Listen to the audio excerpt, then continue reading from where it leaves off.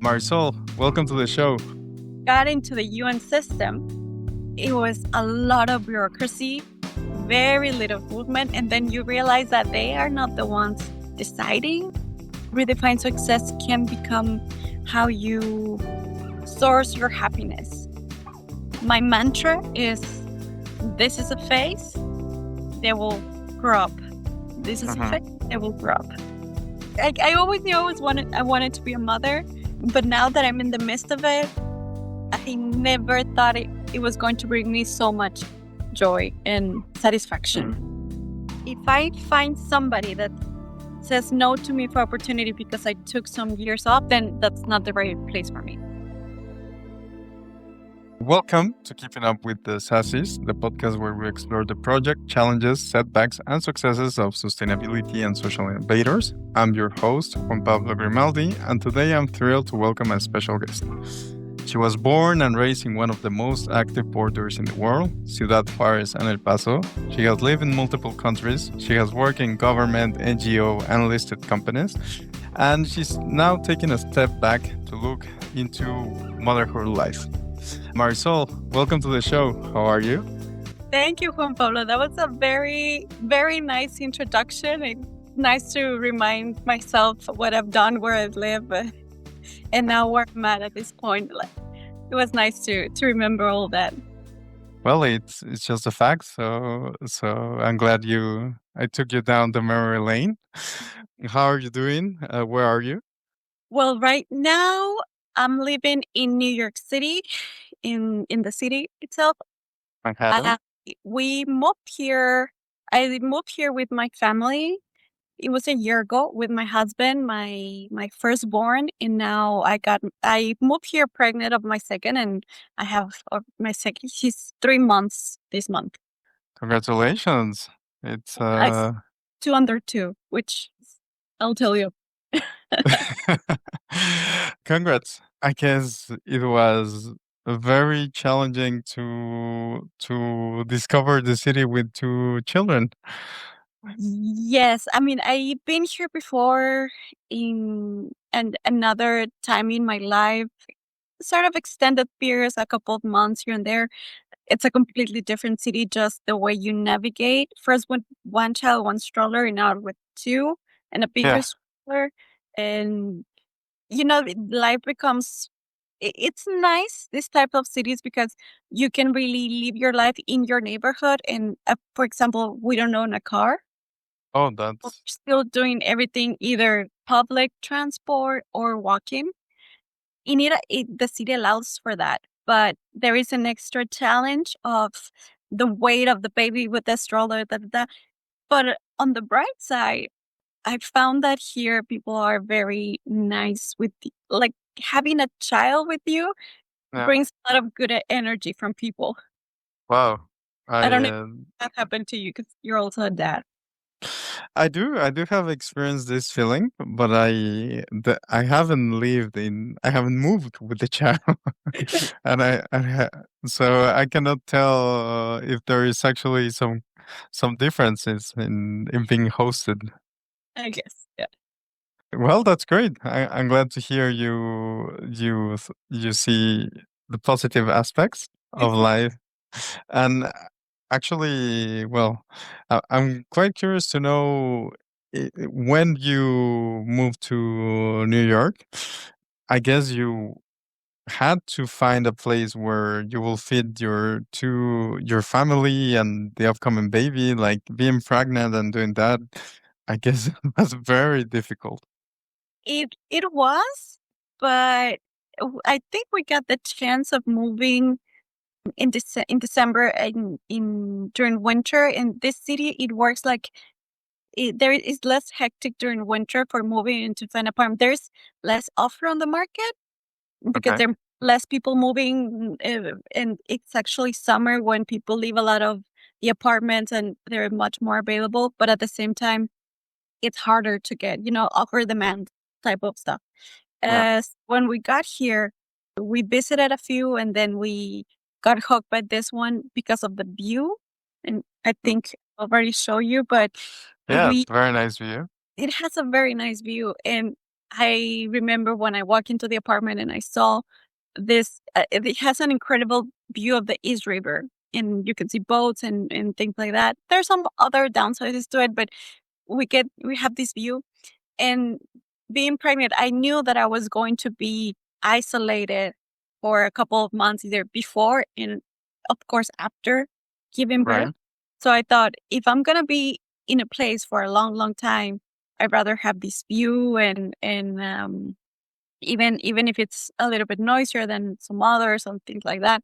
But I knew what was coming from for me for few months. So the decision was not that difficult. And I try my best to be a minimalist, not very extreme, but Mm-hmm. I try to make my life fit an apartment that is not so big. That was the case in Paris. When the time when we live in Paris, we were living in a much smaller apartment. So this, when we got it in here, felt huge. We were like, oh, what are we gonna do with this Yeah. amount of space?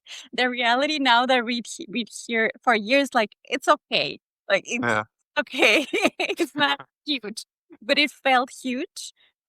So we tried to make life fit into these spaces that we live in. Like, right now, we don't have space for a bicycle, so no bicycle for now, and things like that. Okay. Well, good luck finding a storage room. I'm sure you'll need to move a lot of toys around.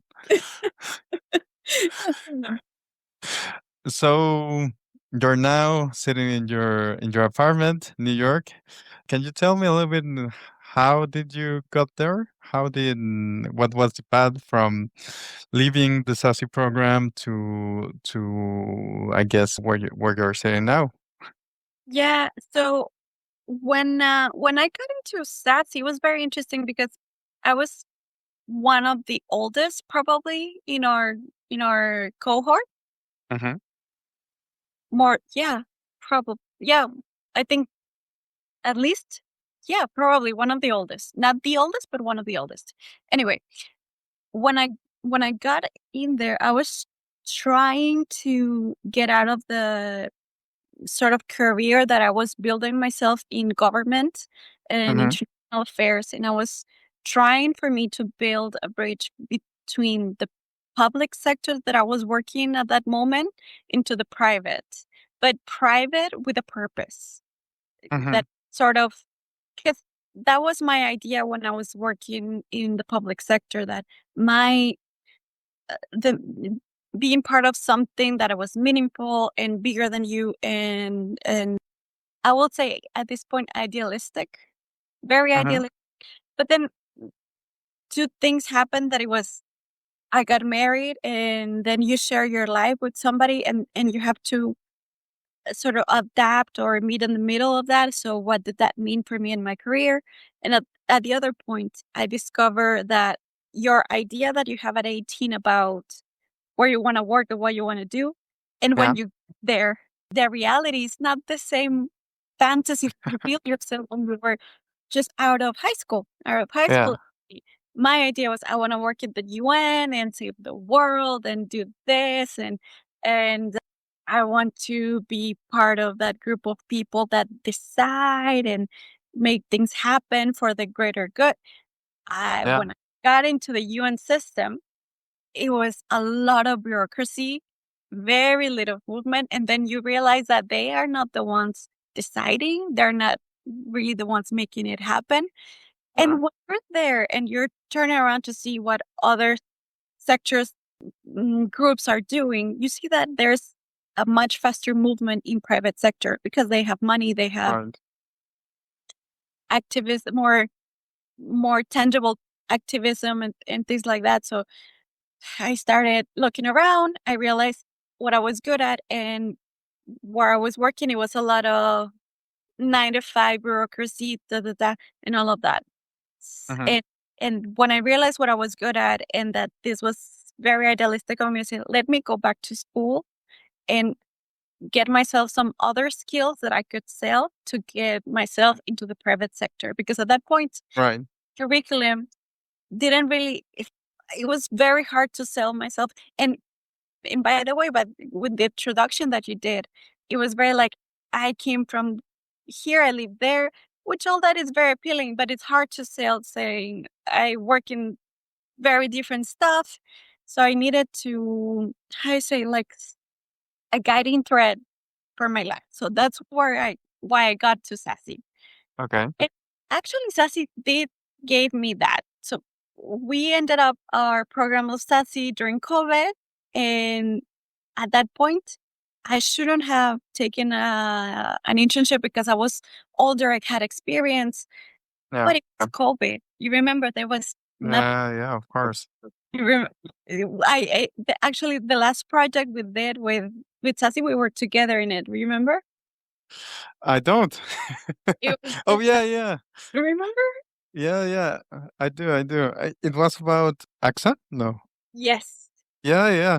And it was very foretelling because it was about parenting and childcare. It's funny, right? Yeah. We're trying to help AXA employees to get better access for childcare Yeah. and trying to understand their needs. And it's, I think it's very on our side looking at our future. Yeah.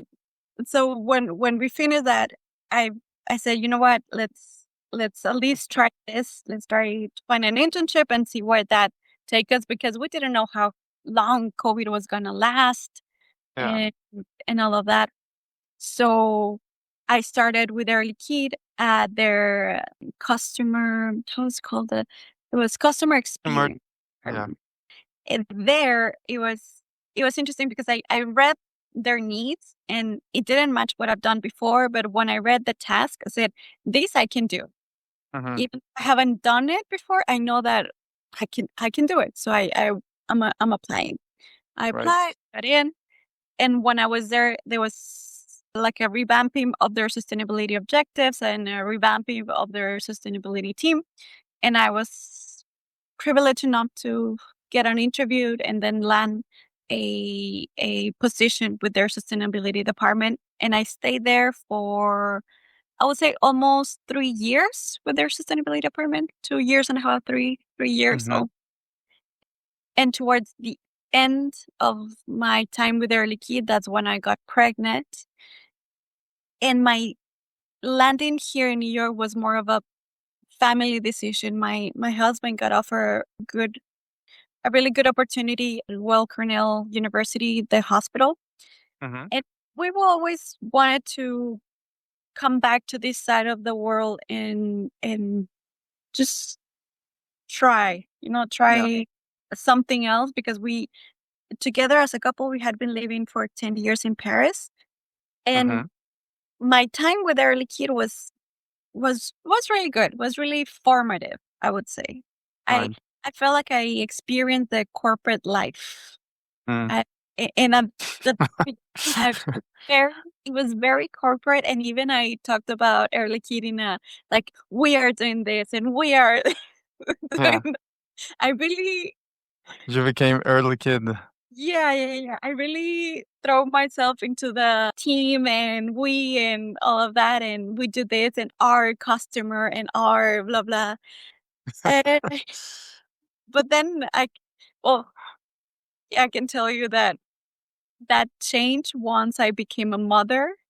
Right. And there was different priorities that came into my mind. That's very well rounded. You touch upon many things. I think one of the things that I would like to hear is, how did you transition from the customer role that you had early kid to the sustainability role? I think I see where your background came from, but what made you take this decision, and why you gave it a try at the customer role, but then you said like, okay, maybe it's too sales driven. Probably I would have stayed in the customer. I discovered that part of customer in Early Kid. I'd never done something like that before.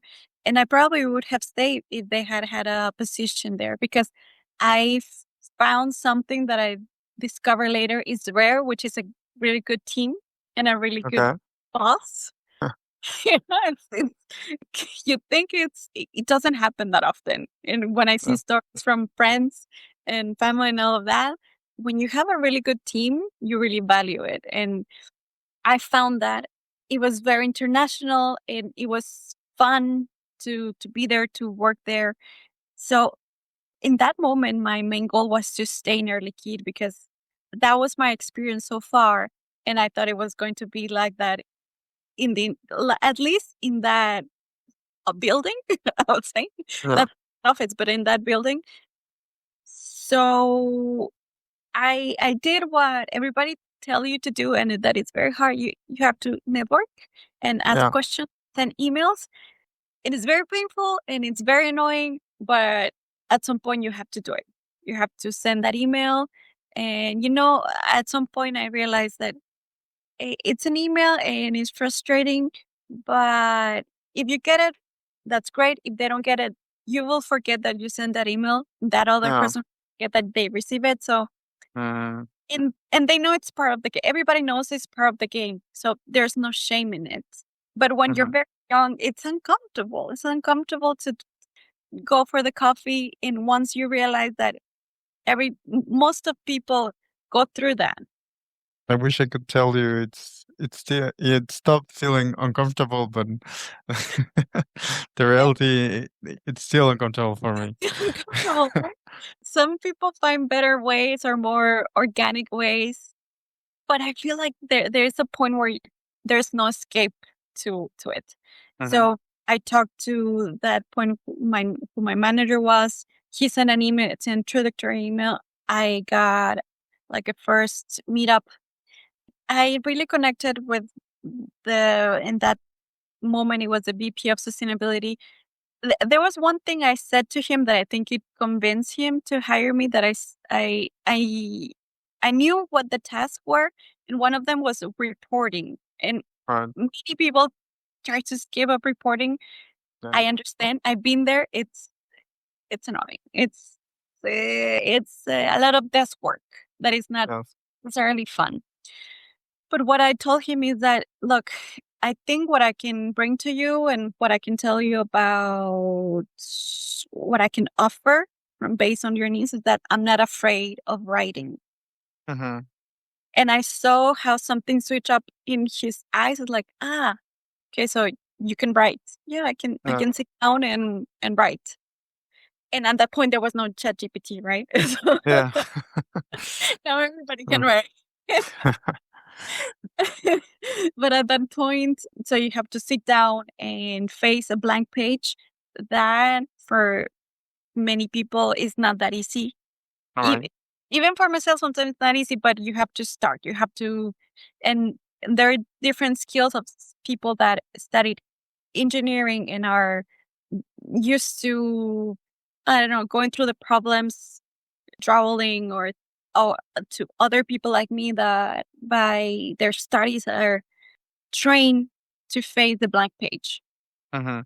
It's just different skills. It's not saying that, but I think at that point he hadn't found somebody that would say that straight to his face, saying, you know, what I can offer you is that I can write. I can write.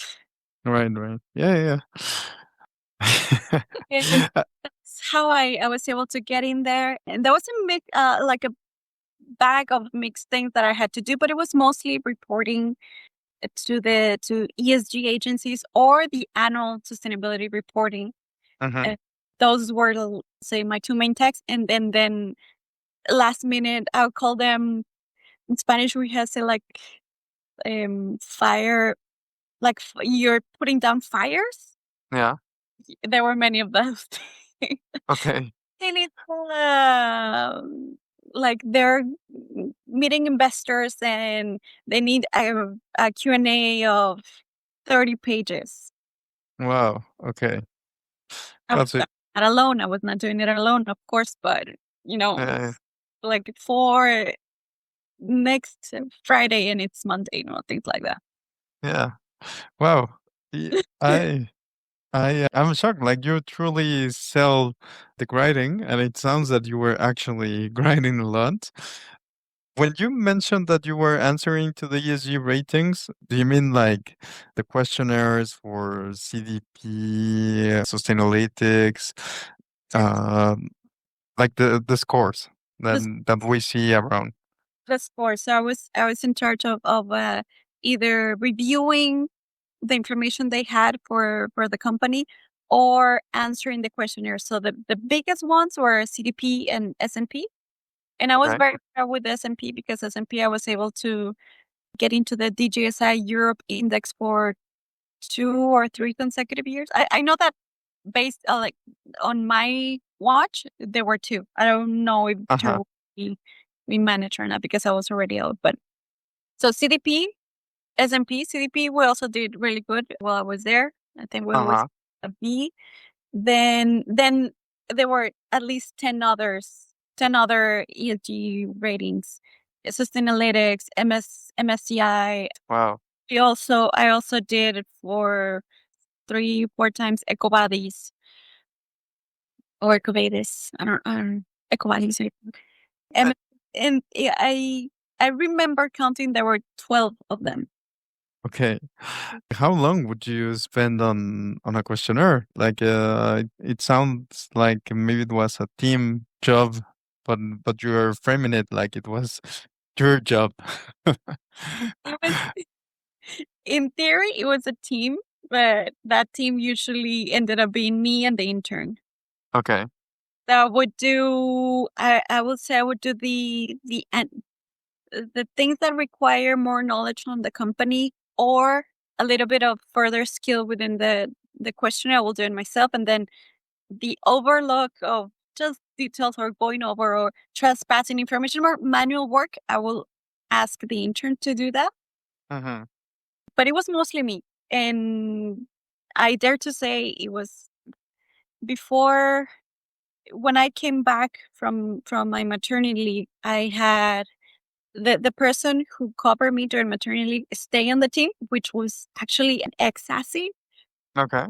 No, yeah, an ex-SASI, but 2 cohorts after us. Okay. She's very Margarita. She's very interesting, and she stayed in the team, although she was allocated more into the CSRD anyway. So I always stay with the Yeah. with the age until the very end, and it took you asked me how long Yeah. it took. So for the 2 biggest ones, CDP and SMP, I would allocate at least a month and a half for each one of them alone. So Wow. this month and a half, we're only dedicating to CDP. And actually, for CDP and SMP, we also hire consultants to review. Okay.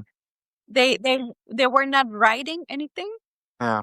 they were just evaluating if our answer was meeting the criteria. And if it was not, then I had Mhm. to go back and look, like try to meet the criteria. Just sort of grading the answers before we submit it. Yeah, yeah. I see the strategy behind. And then I like 1 month for 1 month and a half for CP, 1 month and a half for S&P, and the others by the second year it was much easier. So I would dedicate like a week for each, or I would Okay. do 2 in a week and a half. Ah, mm-hmm. And So okay, so it was way more manageable once you were redoing. first So first year, I remember one January, like that whole year, I barely saw sunlight. wow. And the second got better. The third, I already knew in and out. Okay. And were the questions the same? Like you answering, like, didn't you feel it was like the same task, but just different logo on the page? And so you mean between one questionnaire to another Yeah, within the same questionnaire? between one questioner to another. Um, my feeling is that overall they were true. They were they were working towards the same objective, all of them, but they were doing it differently. asking the same question differently, each one of them, because they Mhm. need to offer a like a competitive advantage for investors. So Okay. like we are not measuring like MSCI. We measure based on ESG risk, how much risk your investment in this company is. They were not Mhm. measuring really how much the company was putting at risk to the world. Mhm. How much the company through ESG risks was putting your investment in that in a Yeah, risk fund. I So see. so they would ask very similar questions to MSCI, but they will have a different methodology, for instance, or Sustainalytics would, I don't know, ask about water in more detailed way, all of that. But my feeling is that all of them, they were pushing too hard to try to differentiate Mhm. to win over the investor. Like, believe me, don't believe, or Yeah. buy my stuff. Let's say something like this, buy my information, I'll offer you da da da da da. Then, I don't know, buy in from Bloomberg. Mhm. Yeah, right. At the end, it feels like mm, it's the same at the very basic level, but they will make it so much interesting and complicated for the investor, which when you look at the surveys and you talk to people who actually use that information, they they don't care that much about the score. They care more about the information, like the The actual raw data. data. Yeah. Huh? Your It's like paragraphs. on that we have the annual report. So what's the point of doing this? Yeah. But anyway, you get a score, so the company feels obligated to do it. So you get into a loop where is and even the field itself, it was changing so much each year that I was there, because I spent on this, I would say, almost 4 years, and in those 4 years, I saw mergers and acquisitions between this field. Yeah. Ooh, very big player buying another big player, and what I foresee for this is that maybe we're gonna end up with 3 or 4 players, Mhm. but doing 12 ESG questionnaires for a company, if you don't have a really big team or sustainability is not your main concern for your investors, is not sustainable, it's not real. I don't think we're gonna see for many years as many players and as many questionnaires as we see now. That's what I believe. Mm. Because even on the company side, there is a fatigue of answering this each year, and then somebody gets frustrated. Why are we getting a B if we were doing all this, and then Yeah. explain that. I'm shocked you were able to do this for 4 years.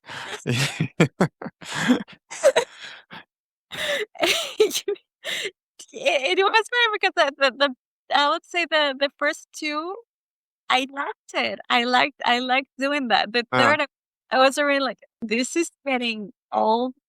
And even from year to year, the questionnaires would change, and not in a really good way, because questionnaire change, so you can no longer compare to last year.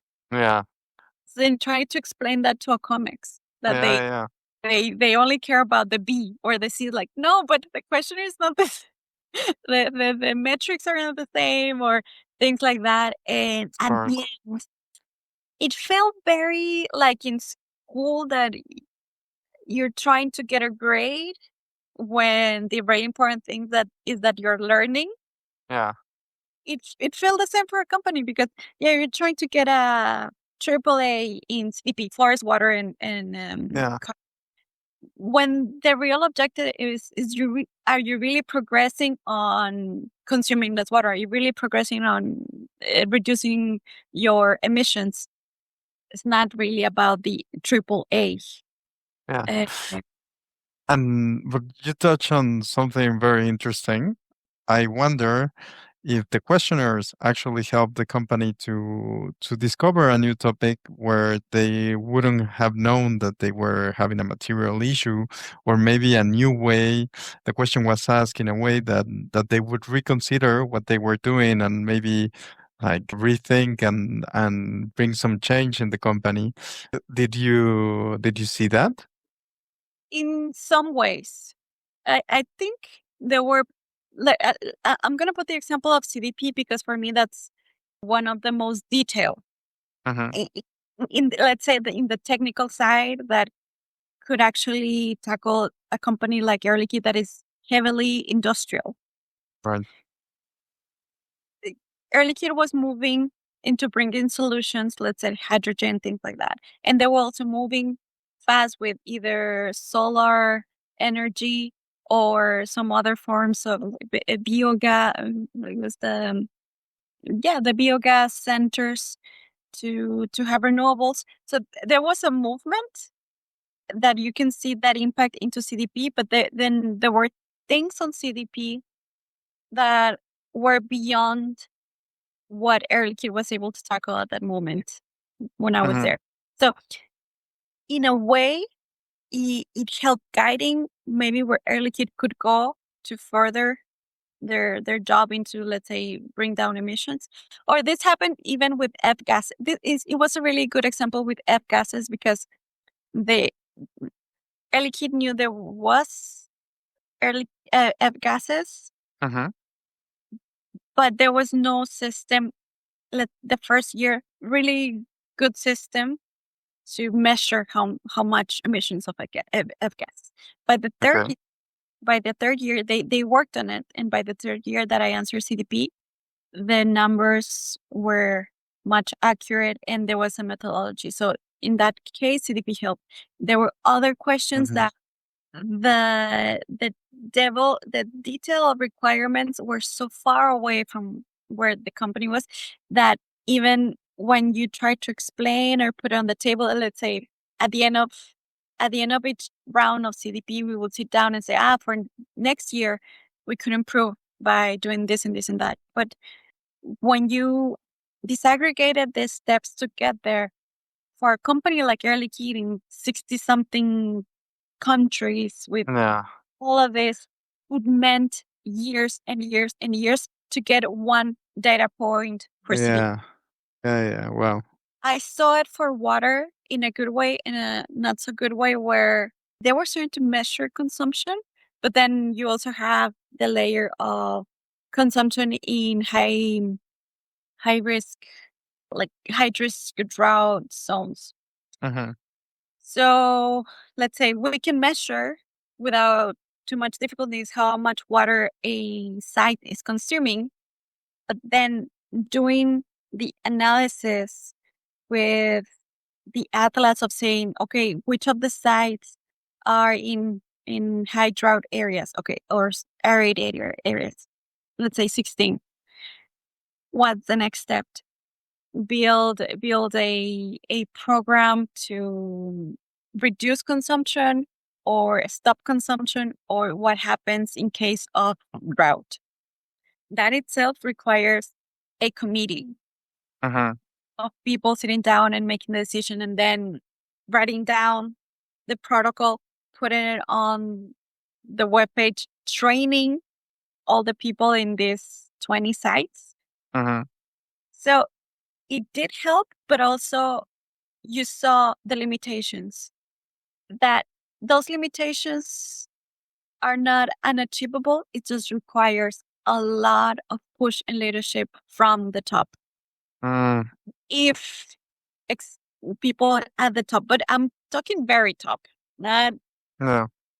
if the people really had committed that we need to do this, it could happen in a year, let's say, having a dedicated team, a dedicated committee to push that. Uh-huh. So back to your question, I think it helps if there is willing and support of the leadership. If not, it's more of a that would be good to have, but Not this year. not this year. It's not a priority. It's not a priority. Okay.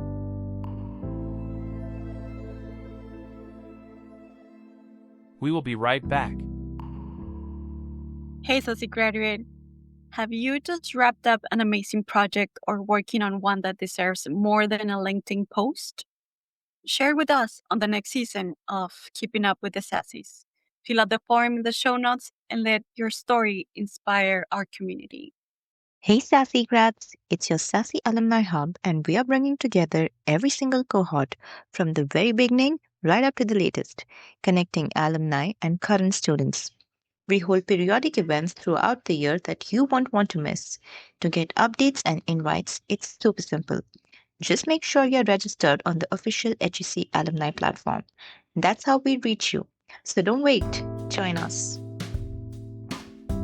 And now, back to the show.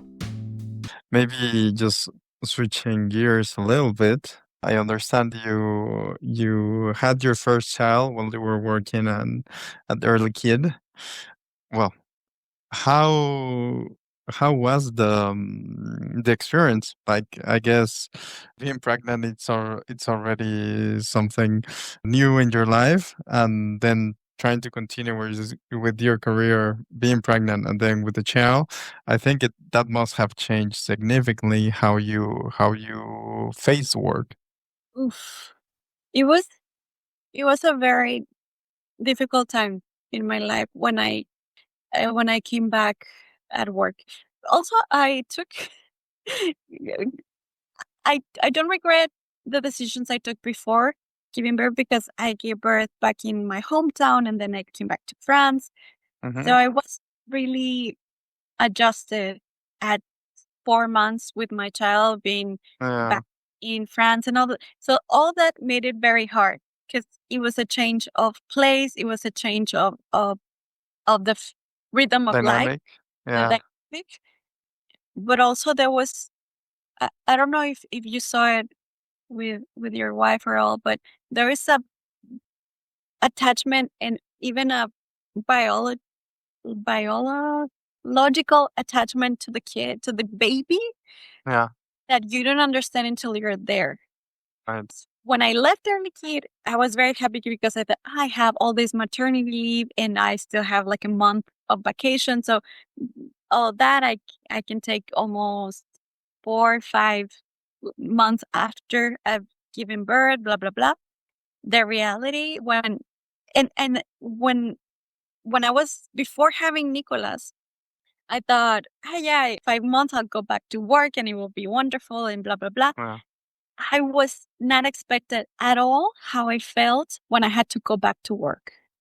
I just couldn't psychologically. And then I remember the first week when I was, so it was very hard. I didn't want it, but I had to because we needed that income. We needed that salary at home. Yeah. We really couldn't make it without my salary. Mhm. So for the first week, I came back 3 weeks, 3 days out of the week, but I had to be in the office 2 of them. So I remember sitting on the desk the first week, and at 11, I usually breastfed Nicolas, and I had left Right. him at daycare, and starting to, it was like a anxiety attack because Mhm. I felt like my body saying, "Where is your baby? Where's your baby?" Right. Where it was more on my body. It was on my mind, of course, but it was more my body feeling that disconnection, that it was very sad. And so HR could have done a better job Mhm. at it. And I told them at some point that there was no guidance before or after I came back. Like, this is what you need to do, and you need to go to the Sécurité Sociale to call them or write this to them. When I came back, there was no real guidance of you can pump here. So I was in one office until somebody told me like, no, you can actually go to the enfermería. Nursery. It's not the nursery, the you don't give me the where you have the nurse, but it's and you can pump, but it's also a weird place to pump anyway. So Julian managed to get some days out of the week, so he will bring Nicolas to me at lunchtime, and I will nurse Nicolas. Right. there was not in the office, but I was nursing Nicholas. Actually, it was in a cafe that it was in front of the headquarters. And then he'll take him home. I will finish the day and I'll go back home. That was for the first 2 months, and then we were able to make different arrangements. But I felt very alone in the company side because nobody came to me to say, what you're feeling is normal. We've been there. This is where you can pump. If you need more time, take more time, or stay home, or work from home for the next weeks and then come back. I felt completely alone and misunderstood. And it was, it was winter, so it was even less, more depressing. Yeah.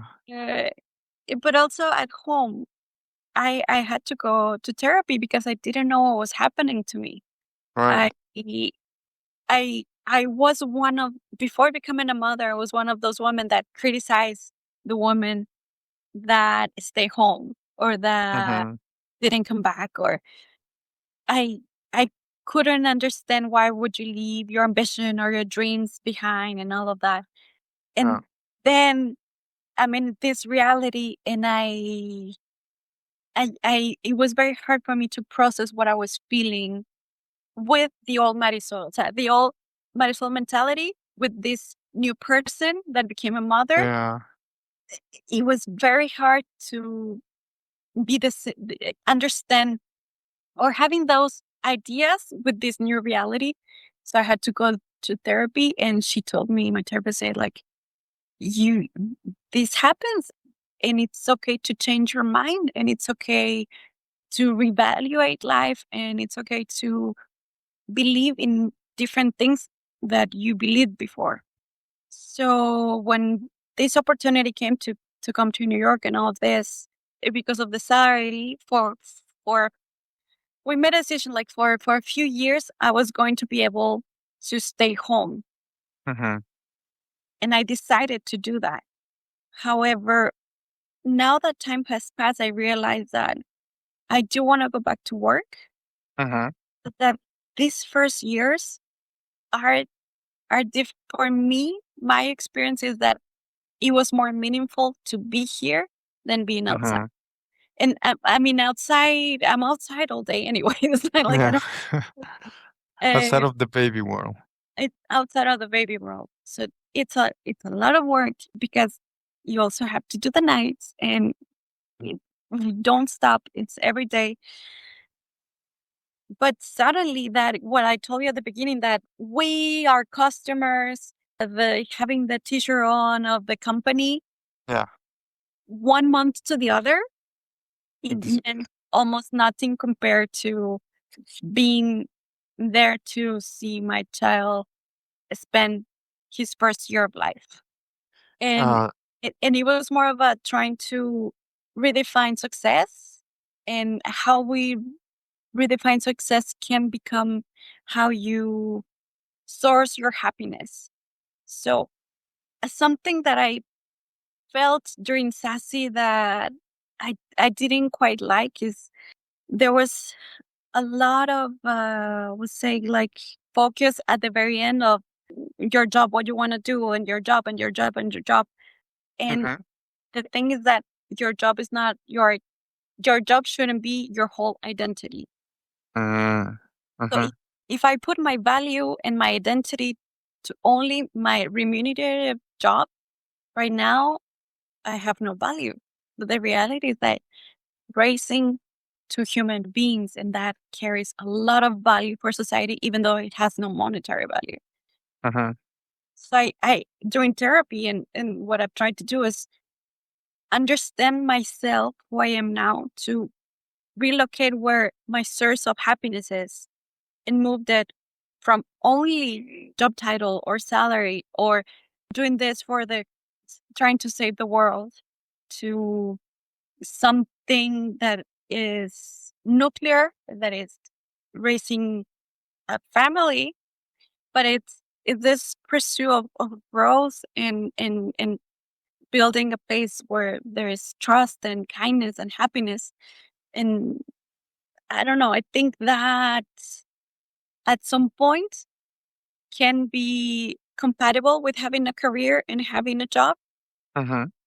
It's just that these moments require more of me now than I think at, let's say, 5 years from now it Mm-hmm. will. So to sum it up, I think it can happen, but there was a lot of change in me and moving from that just career. And I was also raised maybe not so much in my family or Mm-hmm. but as my generation, there was a lot of push of you should be out there and you should this type of feminism that only looked at career. Yeah. I feel like it missed some of the if you become a mother, it will change things, and it's Mm-hmm. okay, it's normal. Don't freak out. Try to accept it and try to redefine. And some women want to come back to work immediately because they feel they need that, and that's completely normal and okay. Some Yeah. others with some time to try to figure out who we are now. Mm-hmm. And I think it's very healthy to not have your whole identity based on your job, because your life should be also about things that you care, things that you do outside, who you love, what things you love, and cannot be all that your job. Sounds that you have worked a lot around this topic. And I guess I think it makes sense to me and it's clear where you are now. And do you feel more ready and at peace, I guess, mentally for having with your second child? Yeah, it's funny because you will think that now with the second one you'll say, now she's Pro mom. less less willing to come back to work. But Yeah. I think there's less uncertainty about the child. That I Mm-hmm. think that was happening to me with Nicholas, that I didn't know what was going to happen during the first year, second year, and how he's was going to meet me. And of Yeah. course, it's are different from child to child. But now with Rafael, I know where he's going. So Uh-huh. there is less on my side. There is less like anxiety about missing things, or how if I'm not there, how is he is gonna how am I gonna handle it? There's less uncertainty of what this future might look like. So I do see myself, I would say, a year from now coming back to something. I don't think I can go back to 9 to 5 in an office every day. Uh-huh. I know Okay. that like home office is it's sort of disappearing, which is a shame for me. But what I'm trying to figure out right now is what would I like to go back to? What does that look like? Because I do want to do that, and I thought I would too. I would be less willing, but the reality is that I feel more confident about myself, about me being a mother, and be able to handle it. So Uh-huh. I'm looking. Maybe you can share it with us. Is it way more difficult having a second child than the first child? Yeah. Okay. You have the amount of energy that you have, and now you have to split it in two. And Yeah. the difficult thing is not the baby, because the needs of the baby are he needs to be fed, he needs to be stimulated, and he needs to sleep. And Yeah. I clean diaper. But the 2-year-old, he he has boy energy, so he's jumping, Mhm. screaming, and going, and climbing, and throwing, and you have to. So the 2-year-old takes a lot more energy than the baby. Okay. So yeah, by 9 p.m. I am exhausted and at bed every Yeah. day. And weekends are no longer the weekends before the baby, because now you're also at bed on a Saturday at 9 p.m. It's no longer the fun Saturday that you will go out, have drinks, like that. No. It's like every day is the same. It's the same. Things change. They grow up. They progress. They Mhm. not that you're stuck in the same loop every single day. Yeah. But also, I when it gets very hard, my mantra is, this is a phase, they will grow up. This is a phase, they will grow up. With both of them, different things, different problems. Uh, it's all a phase. So it's part of the deal. It's part of the package. It's worth it, and seeing them together and blah, blah, blah. And all of that is true. So it's very cliche, but as I've heard at some point, cliches exist for a reason. Yeah. The cliches, they don't just happen. They exist because of a reason. So it's worth it. Yes. I love it. Yes. It's hard. Yes. And then I also, I always knew I wanted to be a mother, but now that I'm in the midst of it, I never thought it was going to bring me so much joy and satisfaction as it Yeah. did. That's so nice to hear. And what about, well, at the beginning you mentioned that there were some difference between parenting and in France and parenting in the US. I know you have been in New York for just a few months, but what can you tell us that's truly different? I think I didn't stay long enough in France to tell you how it felt over there, because Nicolas was very small when we left. But here it's interesting because New York City, what it's really interesting about New York City is that most of the people that you meet are from somewhere else. Actually, it's very hard to meet somebody that is actually from New York.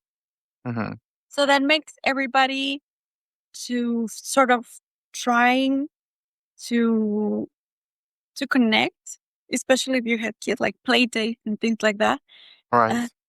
So you see an effort of getting together and do play dates and build WhatsApp groups and all of that I never saw in France. Like you, maybe a little bit here and there, but there are many more people here seeking for their group of people or village or with a kid.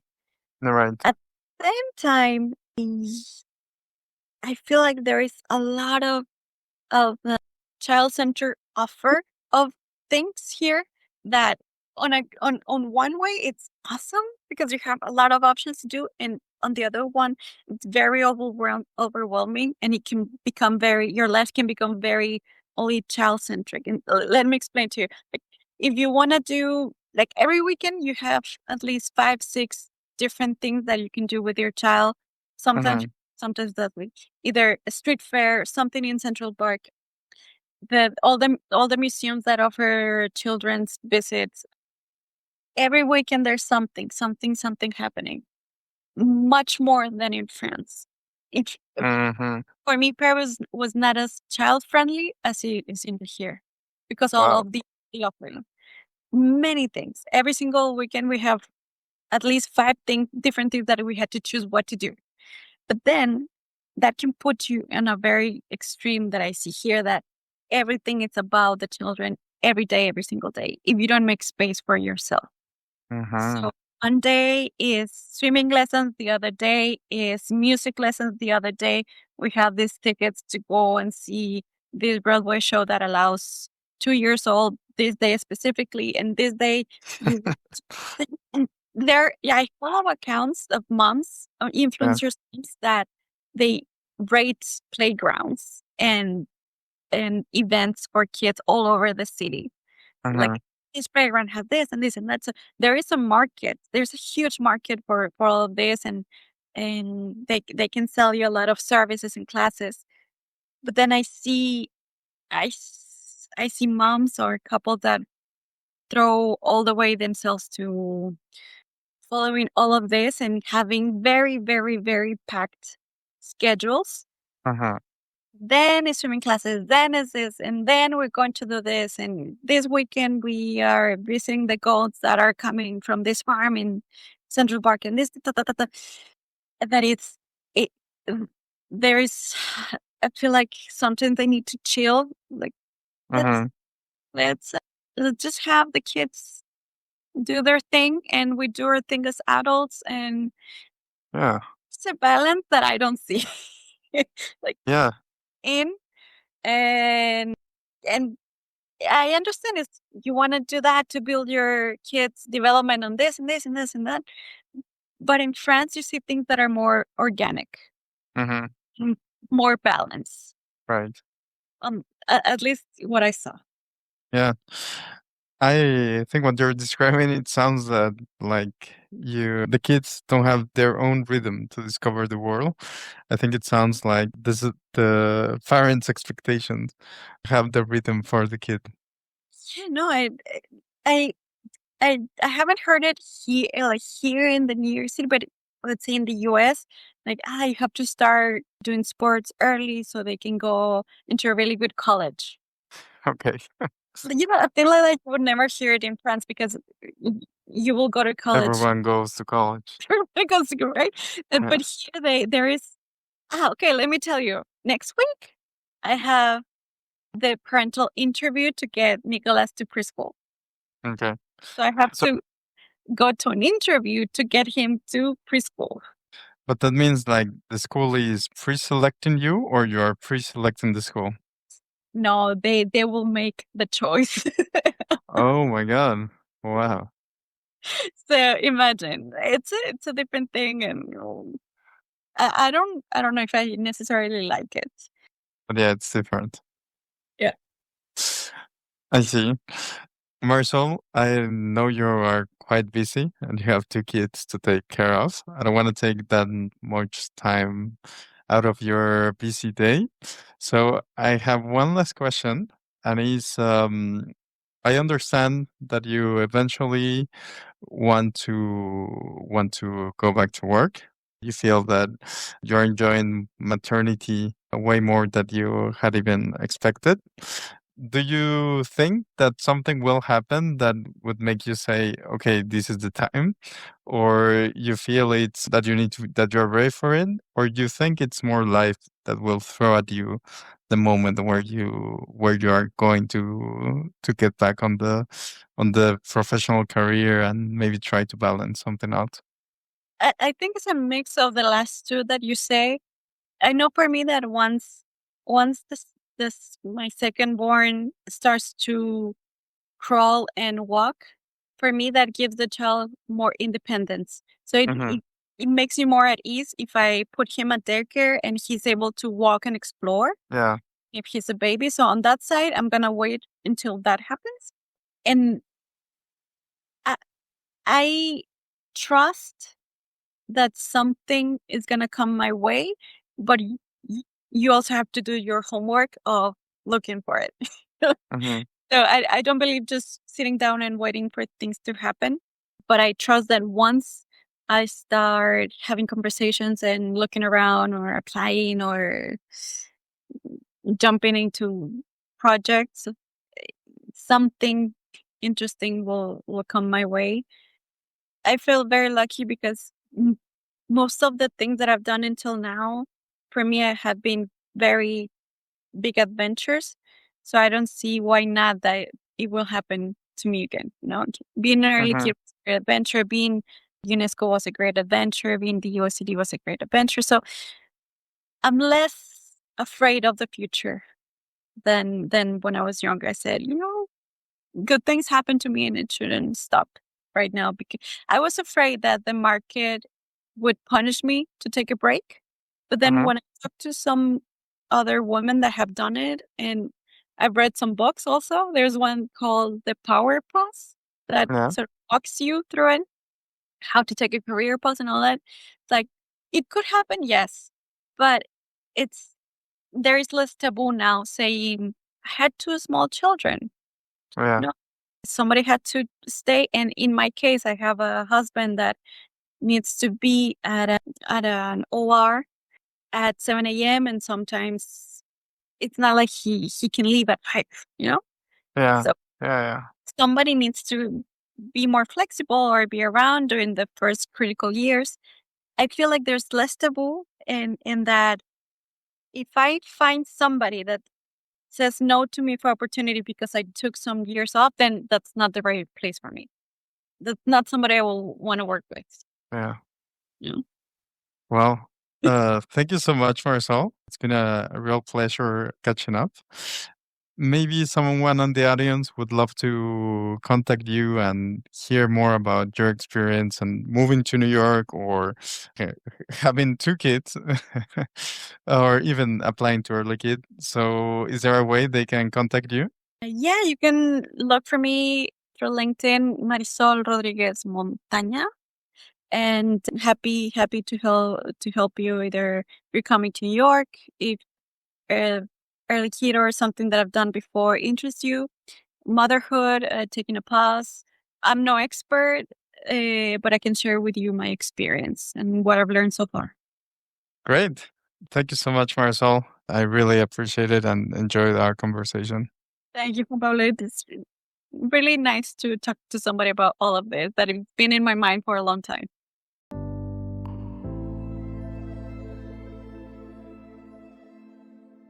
Thank you for listening and help us maintain our community one episode at a time. We will see you on the next episode. Blessings to you all. The content here is for entertainment and informational purposes only. The opinions expressed are those of the host and guest and do not necessarily reflect the views of any organization. Listener discretion is advised. This show may contain sensitive topics or strong language. Use the information at your own risk.